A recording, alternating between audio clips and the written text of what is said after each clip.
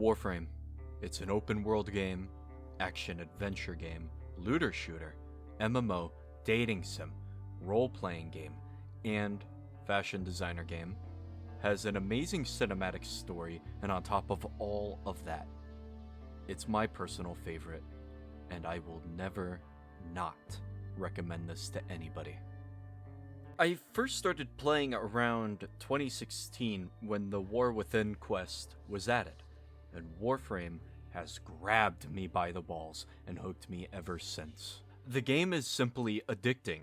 For every kill, every completed objective, there's just this rush of a massive dopamine hit.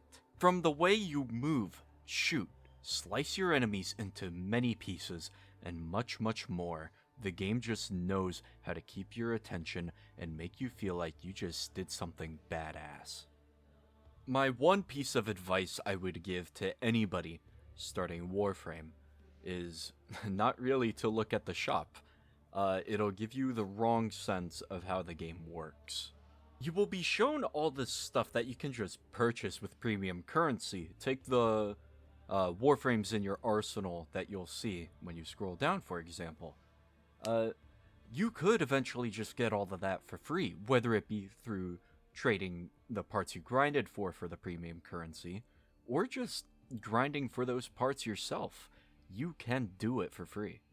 The Warframe community is extremely sweet and a massive part of the foundation, just sort of holding the whole game together.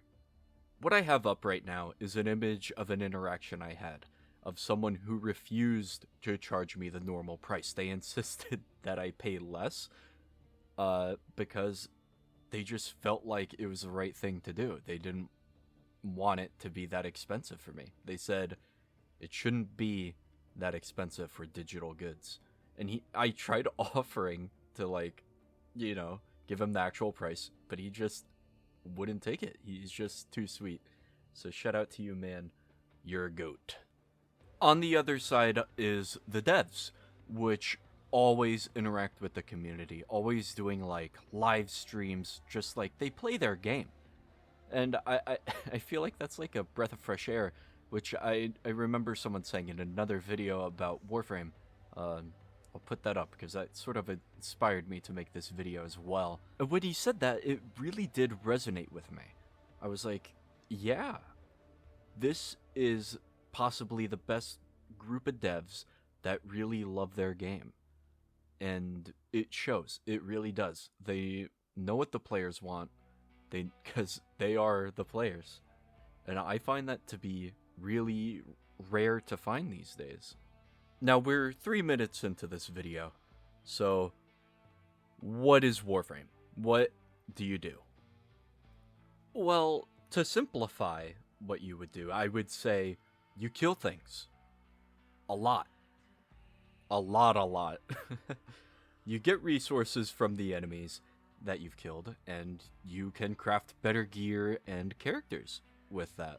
And the way you would progress is you start off on Earth, and you'll slowly make your way across this massive, massive star chart, which, you could even go past that and do all of the Railjack missions, which is basically Sea of Thieves in space.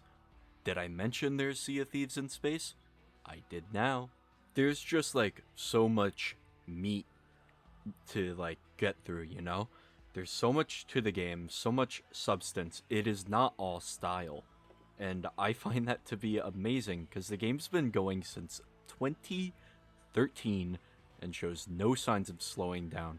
They just made a band that's just like the Backstreet Boys. Why? I don't know, but I love it. There's also just a seemingly never-ending mass of factions that you can increase your rank with to gain even more gear while learning about the fascinating world of Warframe. In the latest update at the time of recording, Warframe 1999, the faction that was introduced with this update, you're able to romance in a weird dating sim way. I don't know, but I vibe with it. And going on that, it's kind of weird that they chose that to be the dating sim part, which takes place well over 100 hours to get to by this point. So I don't know. Let them cook, I guess. There's also this massive, and I mean colossal, amount of mission variety. From defending an objective, to surviving as long as possible, to enormous space battles.